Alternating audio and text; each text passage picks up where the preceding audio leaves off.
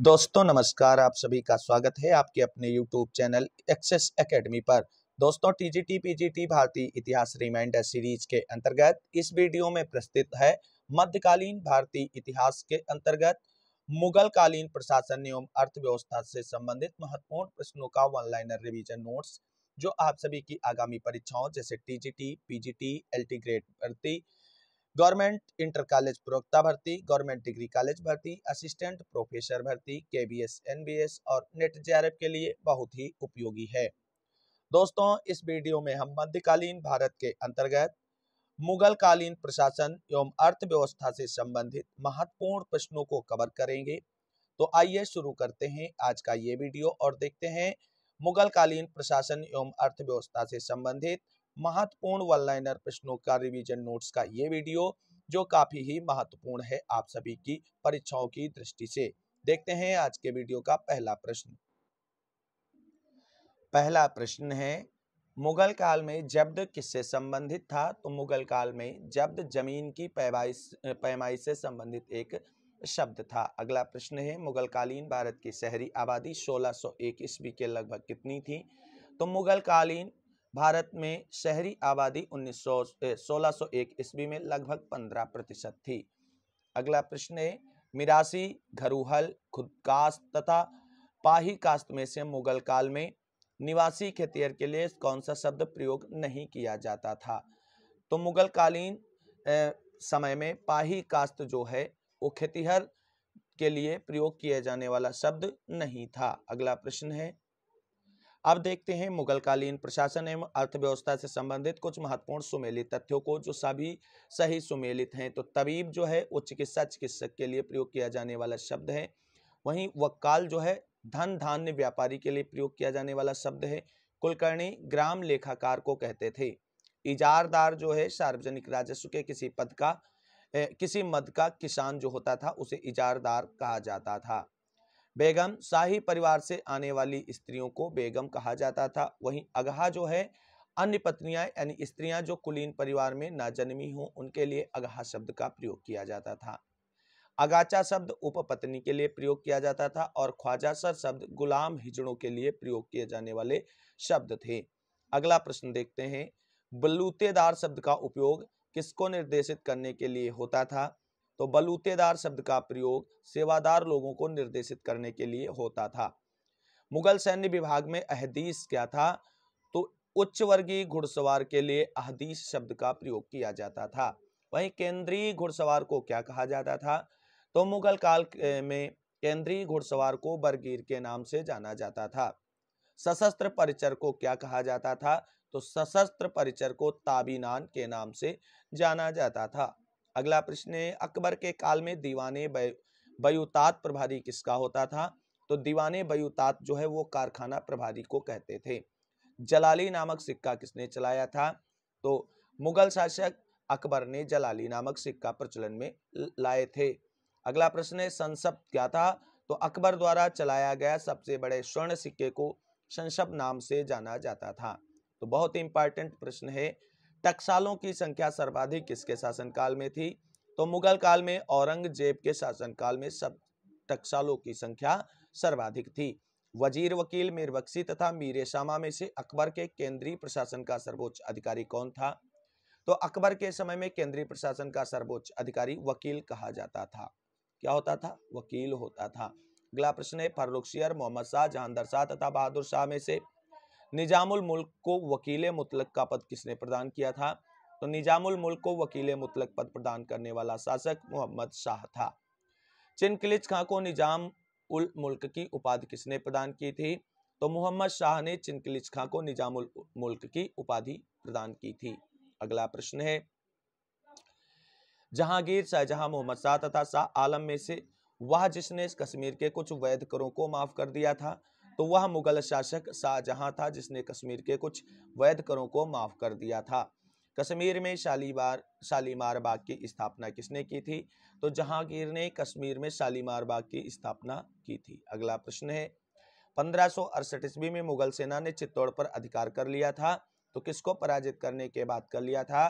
तो महाराणा उदय सिंह को पराजित करने के बाद 1568 ईस्वी में मुगल सेना ने चित्तौड़ पर अधिकार कर लिया था। अगला प्रश्न है, मुगल प्रशासन में दरोगा ये तोपखाना के नाम से किसे जाना जाता था? तो मुगल प्रशासन में दरोगा ये तोपखाना जो है मीर आतिश के नाम से जाना जाता था। अगला प्रश्न है, किरोड़ी शब्द राजस्व अधिकारी के लिए प्रयुक्त किया जाता था? तो अकबर की प्रशासनिक व्यवस्था में जो है किरोड़ी शब्द जो है राजस्व अधिकारी के लिए प्रयोग किया जाता था। अगला प्रश्न है, शेरशाह सूरी, हुमायूं, अकबर तथा बाबर में से इलाही प्रकार के मुद्राओं का चलन किसने किया था? तो वो अकबर ने किया था। आप सभी लोग जानते हैं अकबर ने दीन इलाही धर्म की स्थापना की थी। तो अकबर ने दीन इलाही धर्म की स्थापना कब की थी और इसको स्वीकार करने वाला एकमात्र हिंदू कौन था? वो इन प्रश्नों के उत्तर आप सभी लोग कमेंट करके बताएं। अगला प्रश्न है, मंदिरकर गांवों का समूह तथा भूमि में से पैबाकी शब्द का तात्पर्य क्या था? तो पैबाकी शब्द का तात्पर्य था भूमि। अगला प्रश्न देखते हैं। अगला प्रश्न है, मनसबदारों हेतु माहवार वेतन प्रथा का प्रारंभ हुई। तो मनसबदारों हेतु माहवार वेतन प्रथा शाहजहां के शासनकाल में प्रारंभ हुई। मुगलकालीन जागीरों व जागीरदारों की कार्रवाइयों का विवरण रखने वाला उपकरण था? तो सवानिह निगार था। अगला प्रश्न है, मुगल सैन्य व्यवस्था में दाखिली थे। तो मुगल सैन्य व्यवस्था में दाखिली जो है वो पूरक सिपाही थे। पूरक सिपाहियों को दाखिली कहा जाता था। अगला प्रश्न है, मुगल काल में गृह विभाग का प्रधान अधिकारी कौन होता था? तो खाने शामाम जो है गृह विभाग का प्रधान अधिकारी होता था। मुगल शासन के अंतर्गत मीर बख्शी का कार्य क्या था? तो सैन्य प्रशासन जो है देखना मीर बख्शी का कार्य था। अगला प्रश्न है, मुगल प्रांतीय प्रशासनिक व्यवस्था में पारस्परिक नियंत्रण की एवं शक्ति संतुलन के अंतर्गत सूबेदार पर नियंत्रण रखने वाला अधिकारी कौन था? तो सूबेदार पर नियंत्रण रखने वाला अधिकारी दीवान था। मुगलों के काल में परगना के प्रशासन का मुखिया कौन होता था? तो परगना के प्रशासन का मुखिया जो है सिकदार होता था। अगला प्रश्न है, मुगल काल में निर्धारित भू राजस्व यानी जमा सदैव ही वास्तविक वसूली यानी हासिल से अधिक रहता था। इसका प्रमुख कारण क्या था? तो इसका प्रमुख कारण था भू राजस्व अधिकारी द्वारा राजस्व का गबन कर लेना। अगला प्रश्न है, जात सबर करोड़ी तथा मसरूत में से मनसबदार की हैसियत नहीं था? तो करोड़ी जो है वो मनसबदार की हैसियत नहीं थी। मुगल नौसेना का नौसेनापति कौन होता था? तो मुगल नौसेना का नौसेनापति मीरे बहर होता था। अगला प्रश्न है, मुगल काल में इजरा क्या थी? तो मुगल काल में इजरा जो है राजस्व कृषि की एक व्यवस्था थी। बाबर, शाहजहां, अकबर तथा जहांगीर में से जिसने नियंत्रण और संतुलन की नीति प्रशासन में प्रारंभ की तो वो है अकबर। अगला प्रश्न है, फरमान, सनद, खुतबा तथा निशान में से मुगलों के शासनकाल में शाही दस्तावेज नहीं था? तो शाही दस्तावेज खुतबा नहीं था, बाकी फरमान, सनद और निशान ये मुगल शासनकाल में शाही दस्तावेज थे। जान आचरण निरीक्षण विभाग का प्रधान कौन था? तो मुहत्सिब होता था। अगला प्रश्न है, युद्ध, व्यापार, वित्त एवं धर्म एवं परमार्थ कार्यों में से सदर उल सुदूर मुगलों के अधीन मंत्री था? तो धर्म एवं परमार्थ कार्यों का मंत्री था। अगला प्रश्न है, जहांगीर, शेरशाह, अकबर तथा शाहजहां में से अल्तमगा भूदान किसने प्रारंभ किया था? तो अल्तमगा भूदान जो है जहांगीर ने प्रारंभ किया था। मुगल प्रशासनिक शब्दावली में माल किससे संबंधित है? तो माल भू राजस्व से संबंधित था। अगला प्रश्न है, मुगल प्रशासन में विद्वानों एवं धार्मिक लोगों को दी जाने वाली राजस्व मुक्त अनुदान भूमि को क्या कहा जाता था? तो उसे मदद ए मास कहा जाता था। अगला प्रश्न है, अकबर, जहांगीर, शाहजहां तथा औरंगजेब में से मुहस्सिब विभाग खोलने वाला मुगल शासक कौन था? तो मुहस्सिब विभाग खोलने वाला मुगल शासक औरंगजेब था। अगला प्रश्न है, काजी उल कुजात, काजी, मुफ्ती तथा मीर आदिल में से मुस्लिम कानून का प्रतिपादन करने वाले के लिए उत्तरदायी कौन था? तो वो था मुफ्ती। अगला प्रश्न है, शेखजादा क्या था? तो शेखजादा जो है भारतीय मुसलमानों के लिए प्रयुक्त होने वाला एक आम शब्द था। अगला प्रश्न है, विश्व प्रसिद्ध कोहिनूर हीरे को किस प्राप्त किया गया था? तो विश्व प्रसिद्ध कोहिनूर हीरे को गोलकुंडा की खदान से प्राप्त किया गया था। जरीब क्या था? तो जरीब एक भूमापक यंत्र था। जब्ती व्यवस्था के अंतर्गत सर्वाधिक उपजाऊ भूमि किसमें वर्गीकृत की गई थी? तो जब्ती व्यवस्था के अंतर्गत सर्वाधिक उपजाऊ भूमि पोलज के रूप में वर्गीकृत की गई थी। अगला प्रश्न देखते हैं। प्रश्न है, मंगोल परंपरा में अमीरों के लिए प्रयुक्त किया जाने वाला शब्द कौन था? तो मंगोल परंपरा में अमीरों के लिए प्रयुक्त किए जाने वाले शब्द वेग था। अगला प्रश्न है, कार्यालय, ओहदा, जागीर तथा जाट में से मनसब क्या था? तो मनसब यानी ओहदा एक पद था। सरकार द्वारा किसान को दी गई पेशगी रकम कौन सी होती थी? तो उसे तकावी कहते थे। आप सभी लोग बताएं, दिल्ली सल्तनत में तकावी ऋण का प्रचलन किस शासक के द्वारा किया गया था? इस प्रश्न का आंसर जरूर कमेंट करें। जरीबाना क्या था? तो जरीब से भूमि नापने वाले कर्मचारी का शुल्क जो होता था वो जरीबाना होता था। अकबर ने अपने साम्राज्य को सूबे में विभाजित किया था, तो अकबर ने अपने शासनकाल के 24वें वर्ष में अपने साम्राज्य को सूबों में विभाजित किया था। अगला प्रश्न है, बाबर, हुमायूं, जहांगीर तथा अकबर में से मुगल साम्राज्य का प्रांतों में विभाजन पहली बार किसने किया था? तो अकबर ने किया था। अगला प्रश्न है, अकबर, जहांगीर, शाहजहां तथा औरंगजेब में से वह शासक कौन है जिसके समय से झरोखा दर्शन बंद हो गया? तो झरोखा दर्शन पर प्रतिबंध औरंगजेब ने लगाया था। महातरफा और जाकत नामक सीमा शुल्क लगाया गया था। तो महातरफा और जाकत नामक सीमा शुल्क मराठों के द्वारा लगाया गया था। भूमि पैमाइश के संदर्भ में भाओली का अर्थ क्या है? तो भू राजस्व निर्धारण की प्रणाली जो है वो भाओली के नाम से जानी जाती थी।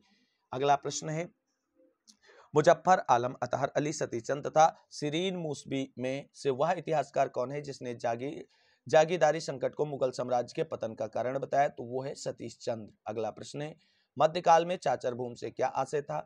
तो ऐसी भूमि जिसमें 5 वर्ष तक कुछ भी ना बोया गया हो उसे चाचर भूमि कहा जाता था। अगला प्रश्न है, ऐसी भूमि जो 5 से अधिक वर्षों तक पलती रखी जाती थी उसे क्या कहा जाता था? तो उसे बंजर कहा जाता था।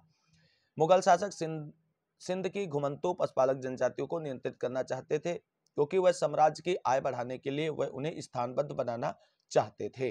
अगला प्रश्न है, शुयरघाल, अल्तमगा जागीर, मदर एमास और पुण्य उदक में से राजस्व मुक्त भूमि का अनुदान नहीं था? अल्तमगा जागीर जो है राजस्व मुक्त भूमि का अनुदान नहीं था। मुगल शासकों का सही कालक्रम क्या है? तो सही कालक्रम है बहादुर शाह, फिर जहांदर शाह, फिर फर्रुखसियर और उसके बाद मोहम्मद शाह। अगला प्रश्न है, जब्ती हुंडी, दर्शनी हुंडी, मियादी हुंडी तथा फसलाना हुंडी में से हुंडी का रूप प्रकार नहीं है? तो जब्ती हुंडी तथा फसलाना हुंडी जो है ये हुंडी का प्रकार नहीं है। अगला प्रश्न है, मुगल शाही घराने की वह महिला जिसने गायों को चराई के लिए अपनी जागीर से जमीन दी हो? तो वो थी हमीदा बानो बेगम। पड़ौती भूमि वह भूमि थी जिससे 1 साल तक बिना जुताई के छोड़ दिया जाता था। अगला प्रश्न है, वह यूरोपीय यात्री कौन है जिसने यह टिप्पणी की कि नूरजहां ने अपनी छवि और प्रतिष्ठा बढ़ाने के लिए पूरे राज्य में जगह जगह बिहार, उद्यान, महल और सराय बनवाई? तो ये कथन है एफ पेल्सर्ट का। अगला प्रश्न देखते हैं। अगला प्रश्न है, मुगल बादशाह अमीरों को कई प्रकार की दंड पताकाएं प्रदान किया करते थे? शाहजहां ने दंड पताका को इस सूची में शामिल किया? तो शाहजहां ने दंड पताका को माही मरातिब सूची में शामिल किया। औरंगजेब के पोते शाहजादा मोइजुद्दीन जहांदर शाह के लिए मिर्जा मोहम्मद द्वारा लिखित पुस्तक तुहफतुल हिंद की विषय वस्तु क्या थी? तो उसकी विषय वस्तु संगीत थी। अगला प्रश्न है, तबकात अकबरी, अकबरनामा, मुंतखब उत तवारीख, मुंशात ए नमकीन में से फतेहनामा का पूरा उद्धरण कहाँ किया गया है? तो मुंशात ए नमकीन में फतेहनामा का पूरा उद्धरण किया गया है। तकसीम दस्तावेज वैसे हैं जैसे मुआजना ए दहसाला है। अगला प्रश्न है, आगरा, बांसवाड़ा, अहमदाबाद, अजमेर में से मुगल भारत में एक टकसाली शहर नहीं था? तो बांसवाड़ा जो है मुगल काल में भारत का टकसाली शहर नहीं था। सरखेज एवं बयाना मुगल काल में फसल के बाहुल के लिए प्रसिद्ध थे? तो नील खेती के लिए प्रसिद्ध थे। पहली बार बड़ी संख्या में सरदारों के पट्टे दिए गए तो जोधपुर के राव मालदेव के समय में दिए गए थे। अगला प्रश्न है, वह मुगल राजसी महिला जिसकी मृत्यु के पश्चात बहुत से राजपूत अमीरों ने अकबर के साथ अपने सिरों को मुड़वा लिया था? तो वो थी हमीदा बानो बेगम। अगला प्रश्न कथन और कारण से संबंधित है। कथन है, अब्दुल रहमान का पुत्र बरखुरदार बिना बुलाए दरबार में आया था, अतः जहांगीर ने उसे वापस अपनी जागीर जाने का आदेश दिया। कारण है, बिना बुलाए दरबार में आना शिष्टाचार के अनुकूल नहीं था, नहीं तो इच्छाओं का कोई और छोर नहीं होता। उत्तर होगा ए और आर दोनों सही हैं और आर ए की सही व्याख्या करता है। आपको सही सुमेलित तथ्यों पर आधारित महत्वपूर्ण बिंदुओं को देखते हैं। तो एक तरफ शब्दावली है, दूसरी तरफ उसके अर्थ है। तो बिटी कच्ची क्या थी? तो सैन्य लिपिकार अथवा सचिव के लिए बिटी कच्ची शब्द का प्रयोग किया जाता था। मीर अदल मुख्य न्यायाधीश के लिए प्रयुक्त शब्द है। वहीं उलूस जो है कबीला के लिए प्रयुक्त शब्द है। वाकयान 20 जो है दरबारी इतिहासकार के लिए प्रयुक्त शब्द है। अगला प्रश्न है, मुगल काल में भारत में मुख्य रूप से थी तो एक वर्ष में 2 फसली अर्थव्यवस्था पाई जाती थी। अगला प्रश्न है, खिलअत जो कि मुगल शासकों द्वारा अमीरों को दी जाती थी वह क्या थी? तो वह एक प्रकार का वस्त्र था। दस्तूर सल के निर्धारण के लिए तैयार किया गया था तो राजस्व के लिए तैयार किया गया था। मध्यकाल में प्रचलित सिक्का हुंड बनाया गया था तो हूण सिक्का जो है सोने से बना हुआ था। वहीं जिस इतिहासकार ने लिखा कि नूरजहां के संबंधियों एवं जानकारों को हर प्रकार के अनुग्रह से बढ़ावा दिया गया, तो ऐसा लिखने वाला इतिहासकार मुत्तमिद खान है। अगला प्रश्न देखते हैं। अब सही सुमेलित तथ्यों पर देख लेते हैं कुछ महत्वपूर्ण पॉइंट्स। इजारा तो लगान को ठेके पर देने की प्रथा के लिए प्रयुक्त शब्द है। वहीं हासिल जो है इसका अर्थ होता है मुगलों के अंतर्गत भूमि लगान की वास्तविक वसूली। गल्ला बख्शी जो है यह भूमि लगान निर्धारण एकत्रण का मुगलों के अंतर्गत एक तरीका है।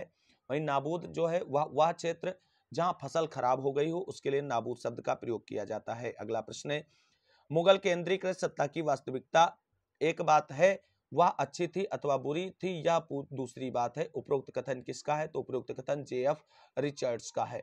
दीन इलाही प्राथमिक रूप से था, तो दीन इलाही प्राथमिक रूप से विश्व समरसता के सिद्धांत को दोहराव था। अगला प्रश्न है, फिरोज शाह तुगलक की नहर योजना का विवरण कहां देखने को मिलता है? तो तारीख मुबारक शाही में देखने को मिलता है। अगला प्रश्न है, शहजादा दारा शिकोह अपनी जिस रचना में इस्लामी सूफी अवधारणाओं की तुलना हिंदू दार्शनिक दृष्टिकोण से करता है वह कौन सी है? वह है मजमा उल बहरैन। अगला प्रश्न है, मुगल बादशाहों बाबर, अकबर, शाहजहां, औरंगजेब में से जिसने बहुपत्नी विवाह की प्रथा को अस्वीकृत करते हुए कहा था कि यह पुरुष के स्वास्थ्य का विनाश करता है और उसके घर के दुखों से भरता है? तो ऐसा अकबर ने कहा था। अकबर की गुजरात विजय, हल्दी घाटी का युद्ध, दाग प्रथा की शुरुआत, इलाही युग का प्रारंभ का सही कालक्रम क्या है? तो सबसे पहले गुजरात विजय 1572 ईस्वी, दाग प्रथा की शुरुआत 1573 ईस्वी, हल्दी घाटी का युद्ध 1576 में हुआ। वहीं इलाही युग का प्रारंभ 1582 ईस्वी में हुआ। राय सिंह 5 हजारी किस राजवंश से संबंधित थे? तो राठौर वंश बीकानेर से संबंधित थे। आपको सही सुमेलित तथ्यों को देख लेते हैं, जिसमें एक तरफ युद्ध और दूसरे उन युद्धों में सम्मिलित राजाओं के नाम दिए गए हैं। तो धर्मत के युद्ध में औरंगजेब और दारा के बीच ये हुआ था और इसे उत्तराधिकार का युद्ध कहा गया है। पानीपत का द्वितीय युद्ध अकबर तथा हेमू के मध्य हुआ है। वहीं हल्दी घाटी का युद्ध अकबर तथा महाराणा प्रताप के बीच में हुआ है। सामूगढ़ का युद्ध दारा शिकोह और औरंगजेब के बीच में पुनः हुआ है और ये युद्ध जो है वो कहीं ना कहीं उत्तराधिकार के लिए ही हुए थे। अगला प्रश्न है, खासा शरीफा किसे कहा जाता था? तो बादशाह का अपना जो प्रतिष्ठान होता था उसे खासा शरीफा कहा जाता था। शाहबंदी क्या है? तो विशेष अवसर के लिए नियुक्त सैनिक जो है उन्हें शाहबंदी कहा गया है। तलब क्या है? तो मनसबदार की वेतन मांग जो है वो तलब है। और जकात क्या है? तो वार्षिक बचत का 1/40 अंश जो सभी धनी मुसलमानों द्वारा राज्य को समर्पित किया जाता था। यह एक धार्मिक कर था, उसे ही जकात के नाम से कहा जाता था। अगला प्रश्न है, शहर से दूर से आकर्षक लगते हैं परंतु अंदर प्रवेश करते ही सारी भव्यता संकीर्ण गलियों एवं भीड़ की हड़बड़ी में खो जाती है। मुगल कालीन भारत के शहरों के बारे में उपरोक्त टिप्पणी किसके द्वारा की गई थी? तो ये फादर मॉन्सरेट द्वारा की गई थी। यह कथन किस विद्वान का है कि 20,000 लोगों ने ताजमहल के निर्माण के लिए अनवरत कार्य किया? तो ऐसा टेवर्नियर कहता है। अगला प्रश्न है, 18वीं शताब्दी के मुगल सम्राटों में आलमगीर द्वितीय, अहमद शाह, जहांदर शाह, मोहम्मद शाह का सही कालक्रम क्या है? तो सबसे पहले जहांदर शाह, फिर मोहम्मद शाह, फिर अहमद शाह, फिर आलमगीर द्वितीय। अगला प्रश्न, यह कथन किस विद्वान का है कि एक स्त्री के लिए सबसे उत्तम स्थान पर्दा या कब्र है? तो यह कथन बदायूनी का है। अगला प्रश्न है, निजामुद्दीन अहमद अब्दुल कादिर बदायूनी आरिफ कंधारी अबुल फजल में से जिसने मालवा पर मुगल आक्रमण को यह कहकर उचित ठहराया कि बाज बहादुर ने अपने आप को अनैतिक एवं कुत्सित कार्यों में लिप्त कर रखा था? तो निजामुद्दीन अहमद ने यह कहा है। अगला प्रश्न है, नाजिम काजी मीरे अदल कोतवाल में से जिस अधिकारी का मुगल साम्राज्य के नगरीय प्रशासन से संबंध नहीं था? तो मुगल कालीन साम्राज्य के नगरीय प्रशासन से संबंध नहीं रखने वाला था नाजिम। अगला प्रश्न है, असम के अहोम राज्य का वर्णन जिस मुगल दरबारी इतिहास लेखन में किया गया है? तो आलमगीर नामा में किया गया है। आपको सही सुमेलित तथ्यों पर आधारित देखते हैं। जो एक तरफ विदेशी यात्री हैं, दूसरी तरफ भारत में आने के समय उनके शासक कौन थे या वो किसके शासनकाल में भारत आए? तो अब्दुल रज्जाक देवराय द्वितीय के समय में भारत आया है। इब्न बतूता मोहम्मद बिन तुगलक और ये मोरक्को का यात्री था। सिदी अली रईस अकबर के समय में भारत आया है और विलियम फिंच जो है वो जहांगीर के समय में भारत की यात्रा पर आया है। अगला प्रश्न है, दिमसा मैती अहोम एवं कूच में से उत्तर पूर्वी भारत के जिन राज्यों पर मुगलों द्वारा आक्रमण किया गया? तो उत्तर भारत में मुगलों द्वारा आक्रमण किया गया अहोम एवं कूच पर। अगला प्रश्न है, आध्यात्मिक उपदेशात्मक प्रभाववादी एवं प्रांतीय में से मुगल पूर्व फारसी इतिहास लेखन की प्रकृति नहीं समझा जाता है? तो प्रांतीय नहीं समझा जाता है। अगला प्रश्न है, और वो प्रश्न सही सुमेलित तथ्यों पर है। प्रश्न है जब्त क्या है, तो भूमि के माप की मुगल प्रणाली को जब्त कहा जाता था। देशमुख क्या है, तो राजस्व अधिकारी को देशमुख कहा जाता था। वतन क्या है, तो आनुवांशिक भूमि का जो अधिकार था उसे वतन कहा गया है। वहीं इजारदारी क्या है, तो राजस्व ठेके की प्रणाली को इजारदारी कहा गया है। भारत में तस्वुफ का मुख्य योगदान है, तो तस्वुफ का मुख्य योगदान मानवता की सेवा है। अगला प्रश्न देखते हैं। प्रश्न है अबुल फजल के अकबरनामा के बारे में सही कथन क्या है, तो अबुल फजल के द्वारा लिखित अकबरनामा है और उसने सामान्यतः अपने स्रोत का उल्लेख नहीं किया है। उसने कुछ अपरिपक्व टिप्पणियां की हैं, उसने सामान्यीकरण नहीं दिया है। ये सारे जो है अकबरनामा के बारे में सही कथन है। किसके कथन अनुसार मुगल हरम जो है सच्चरित्रता का मंडप था, तो निजामुद्दीन अहमद के अनुसार। अगला प्रश्न है सामाजिक सुधार जो अकबर द्वारा किया गया है वह कौन कौन से हैं, तो अकबर ने विधवा विवाह को वैधता प्रदान की, विवाह का पंजीकरण किया, खतना करने की आयु सीमा 12 वर्ष करना, ये सारे उसके जो है महत्वपूर्ण कार्य हैं। अब कुछ सही सुमेलित तथ्यों पर इंपॉर्टेंट शब्दों को देख लेते हैं। तो हुंडी क्या थी, तो विनिमय पत्र को हुंडी कहा जाता था। दस्तक क्या है, कर की छूट के प्रयोजन के लिए यूरोपीय व्यापारियों को जारी किया जाने वाला आज्ञा पत्र दस्तक कहलाता है। वहीं सनद क्या है, तो मुगल शाही आदेश को सनद कहा गया है। ददनी क्या है, प्राथमिक उत्पादकों को अदा किया जाने वाला अग्रिम धन जो है वो ददनी है। अगला प्रश्न है भारत के मुस्लिम वास्तुकला में 9 नोकदार मेहराबों का प्रयोग पहली बार कहाँ किया गया था, तो शाहजहां के भवनों में किया गया था। समकालीन इतिहासकारों के द्वारा जिस मुगल सम्राट को मुजद्दिद की उपाधि दी गई तो वो शाहजहां ही है। बसावन, मनोहर, मिस्किन एवं अबुल हसन में से व्यंग्य चित्रकार कौन था, तो बसावन जो है वो व्यंग्य चित्रकार था। शाहजहां ने करतारपुर का युद्ध किसके विरुद्ध लड़ा था, तो शाहजहां ने करतारपुर का युद्ध गुरु हरगोबिंद सिंह के विरुद्ध लड़ा था। कथन और कारण से संबंधित अगला प्रश्न है। कथन है अकबर के काल में मलाबार काली मिर्च भारत से निर्यात होने वाली प्रमुख वस्तुओं में थी। कारण है दक्षिण भारत के उत्पादक क्षेत्र और निर्यात बंदरगाह अकबर साम्राज्य के भाग नहीं थी। तो उत्तर है ए तथा आर दोनों सही, परंतु ए की सही व्याख्या आर द्वारा प्रस्तुत नहीं की जाती है। अगला प्रश्न है विभिन्न यात्रियों के उनके भारत आगमन का क्रम क्या होगा, तो सबसे पहले हुएनसांग आता है, फिर इब्न बतूता, फिर वर्नियर, फिर विलियम होजेज आते हैं। अगला प्रश्न जो सही सुमेलित तथ्यों पर आधारित है और कुछ प्रमुख मुगल शासक और उनके वास्तविक नामों के बारे में बात की गई। तो जहरुद्दीन बाबर का वास्तविक नाम है, जलालुद्दीन अकबर का वास्तविक नाम है, नूरुद्दीन जहांगीर का वास्तविक नाम है और आलमगीर औरंगजेब का वास्तविक नाम है। अगला प्रश्न कथन और कारण से ही संबंधित है। कथन है 5 वर्ष के सीधे प्रशासन और प्रयोगों के पश्चात अकबर ने उत्तरी भारत की भूमि मनसबदारों को प्रदान की। कारण है नई व्यवस्था से अकबर के खजाने में राजस्व की वृद्धि हुई। तो यहाँ पे साथियों ए और आर दोनों गलत हैं, ऐसा कुछ भी नहीं हुआ था। अगला प्रश्न देखते हैं।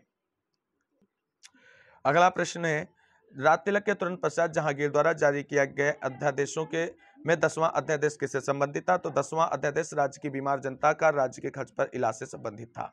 ग्रंथों का सही कालक्रम क्या है, तो पहले खजाइन उल फुतूह, फिर वाकियात ए मुस्ताकी, फिर तबाकत ए अकबरी, फिर मासिर ए जहांगीरी है। खजाइन उल फुतूह किसकी पुस्तक है, ये आंसर आप सभी लोग कमेंट करके जरूर बताएं। अगला प्रश्न है मुगल साम्राज्य के पतन का महान फर्म यानी ग्रेट फर्म सिद्धांत का प्रयोग किया था, तो करेन लियोनार्ड ने किया था।